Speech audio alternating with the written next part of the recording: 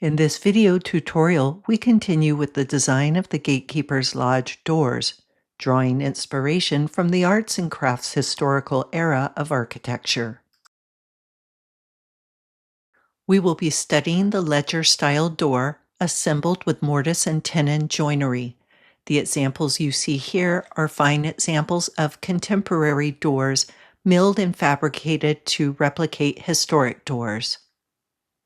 In previous videos, we drafted a standard interior door depicting an assembly of rails and stiles, utilizing mortise and tenon joinery, which was not only appropriate for the historical era, but a sound method of construction that will hopefully enable the doors on this contemporary project to last over 100 years as well.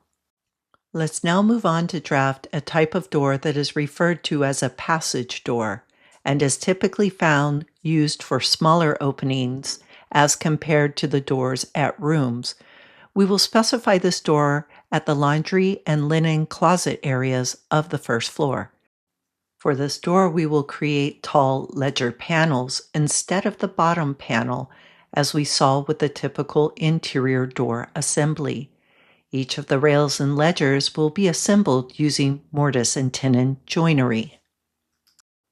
In AutoCAD, switch to the Def Points layer.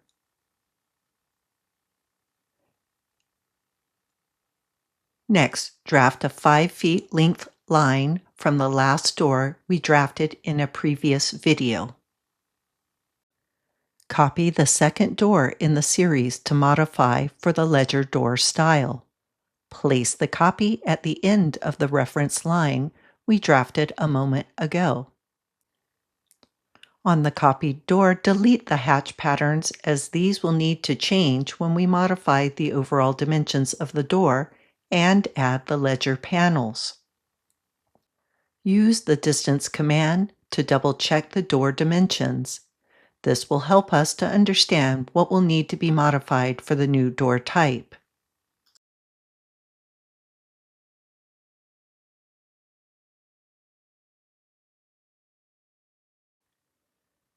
Use vertical construction lines to lay out the desired dimensions of the ledger door. The overall width of the passage door will be 27 3/4 quarter inches, which is smaller than the door we copied. Offset the original construction line 27 3/4 quarter inches. To reduce the door width, use the stretch command and the green crossing selection box. While the command line still reads Select Objects Type R for remove, pick on the right construction line and pick on the Enter Return key. Pick the top right corner of the door as the base point, and then pick on the perpendicular point of the construction line. You can now see that the door is the correct width, but you should always double-check the dimension by using the distance command.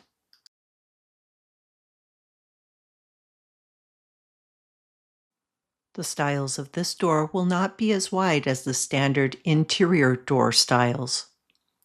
The stile is currently 6 inches, but we need to modify both right and left stiles to be 4 3/4 inches wide. Use the construction line command to lay out the placement of the new stiles. Use the offset command to set the distance to 4 3/4 inch.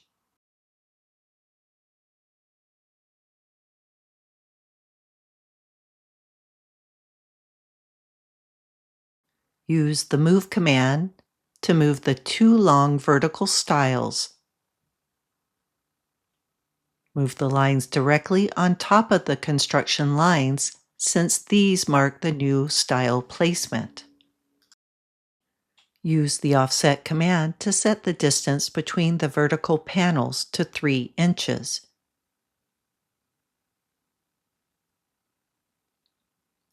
Use the Offset command to set the distance for the vertical panels to 4 5/8 of an inch, or 4.625. There will be another 3-inch panel between the two vertical panels. Use the distance command to check each of the dimensions. The left outer stile is equal to 4 3/4 inches, followed by a 3-inch wide panel, followed by a 4 5/8 inch panel, followed by another 3-inch panel, 4 5/8 inch panel, and then the last 3-inch panel, and finally the right stile, which is 4 3/4 inches. Use the extend command to lengthen the horizontal lines of the rails. The rails should be bounded by the vertical stiles.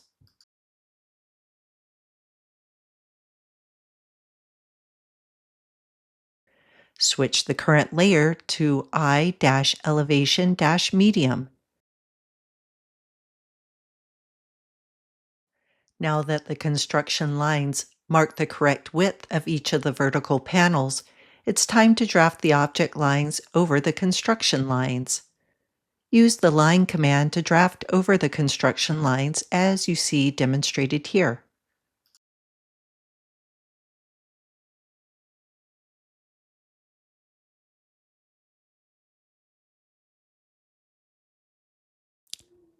Erase the construction lines.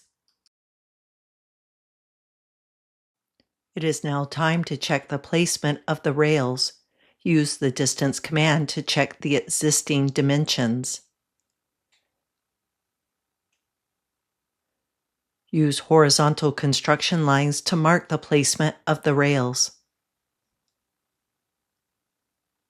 Use the offset command to copy the construction line the correct distance for the 12-inch top panel, followed by a 7-inch intermediate rail.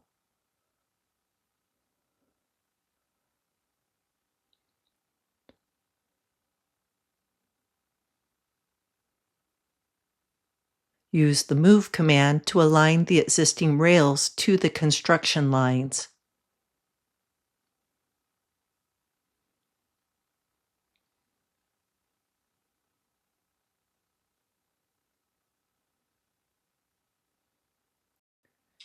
Use the extend command to lengthen the vertical panel lines to the bottom of the intermediate rail.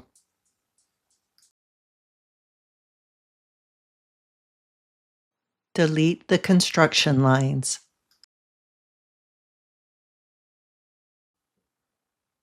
Switch the current layer to the A-pat layer to set up for creating the hatch patterns. Use the hatch command to fill in the stiles with a pattern. Use the match property command to match the hatch pattern and scale of the stiles from the previous door lesson.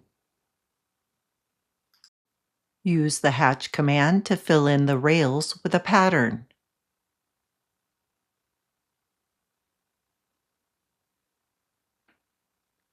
Use the match property command to match the hatch pattern and scale from the previous door lesson.